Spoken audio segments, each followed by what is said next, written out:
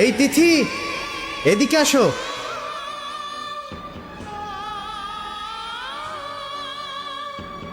তিথি, কেমন আছো? আমি ভালো আছি। আমার তো বিশ্বাসই হচ্ছে না যে তোমাকে আমি সামনাসামনি দেখতে পাচ্ছি। তোমার মেয়ে না? মাশাআল্লাহ, খুব সুন্দর, একদম পুরো তোমার মতো হয়েছে। হাজবেন্ড একদম পুরো পিওর জেন্টলম্যান। তিথি কে ইনি? ফ্রেন্ড, তিথির অনেক আগের বন্ধু। দুলাভাই এই সেই রুদ্র। কি ব্যাপার, তোমরা এখনো এখানে দাঁড়িয়ে আছো? ট্রেন এখনো আসেনি?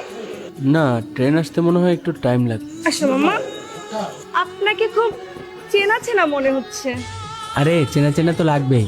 ও হচ্ছে তিথি সেই না বলো ভালোবাসা, যার জন্য তিথি বিয়েটাই ভেঙে দিয়েছিল। ও আচ্ছা, আপনি সে। তিথির তাহলে বিয়ে হয়নি?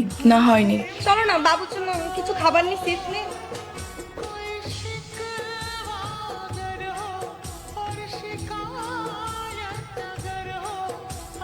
সত্যি তুমি বিয়েটা ভেঙে দিয়েছো? তো কি করব, বিয়ে না ভেঙে তো আর কোনো উপায় ছিল না। আমি এমন একটা বাবা মানুষকে ভালোবাসলাম যে আমাকে ভালোবাসলো ঠিকই, কিন্তু বলতে আর পারলো না।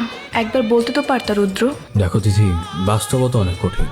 ভালোবাসলেও সেই সময়টাতে ভালোবাসি বলার মতো সিচুয়েশন ছিল। ছেলেটার মা মৃত্যুসজ্জায় ছিল। দিন রাত 24টা ঘন্টা ছেলেটার মায়ের মৃত্যু ভয়ে তার দিন কাটত। ভাগ্যের কি দিন পরিয়ে দেখো, ছেলেটার মায়ের আগে তার বাবা চলে যায়। ঠিক সেই সময় তোমার বাবা এসে বলে তোমার বিয়ে ঠিক হয়ে গেছে। তখন সেই ছেলেটার কি বা করার ছিল বলো? তাই বলে এভাবে হারিয়ে যাবা? যাকে ভালোবাসি তাকেই যদি না পাই, থেকেই বা কি করবো? তুমি জানো না রুদ্র, তুমি হারিয়ে যাওয়ার পর আমি তোমাকে প্রত্যেকটা সেকেন্ড, প্রত্যেকটা মিনিট কতটা মিস করেছি।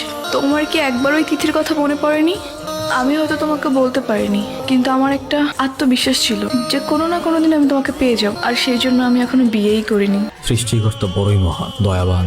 তিনি আমার প্রতি নির্দয় হতে পারতেন, কিন্তু তিনি নির্দয় নন। জীবনের সবকিছু হারিয়ে ছেলেটা যখন সৃষ্টিকর্তার কাছে বারবার মুক্তি চাইতো, অতঃপর দেখো আমার জীবনের সবকিছু সৃষ্টিকর্তা কেড়ে নিলেও বেঁচে থাকার জন্য আমার ভালোবাসার মানুষকে তুমি আবার ফিরিয়ে দিয়েছো।